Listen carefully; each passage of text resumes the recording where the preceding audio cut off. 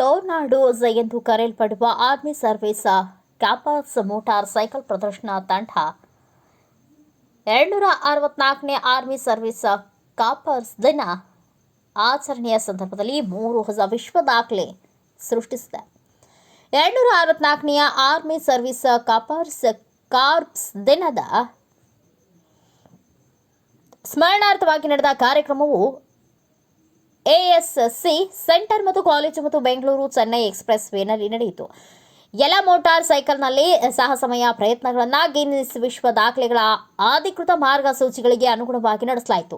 ನಗರದ ಎಎಸ್ಸಿ ಸೆಂಟರ್ನಲ್ಲಿ ಸುಬೇದಾರ್ ಪ್ರದೀಪ್ ಎಸ್ಎಸ್ ಅವರು ಸತತ 10 ಗಂಟೆ 5 ನಿಮಿಷಗಳ ಕಾಲ 361.56 ಕಿಲೋಮೀಟರ್ನಷ್ಟು ದೂರವನ್ನು ಹಿಮ್ಮುಖವಾಗಿ ಕುಳಿತು ಮೋಟಾರ್ ಸೈಕಲ್ ಸವಾರಿ ನಡೆಸಿ ಅತಿ ಹೆಚ್ಚಿನ ಕಿಲೋಮೀಟರ್ ಹಿಮ್ಮುಖ ಮೋಟಾರ್ ಸೈಕಲ್ ಸವಾರಿ ಮಾಡಿ ವಿಶ್ವ ದಾಖಲೆ ಸಾಧಿಸಿದ್ದಾರೆ.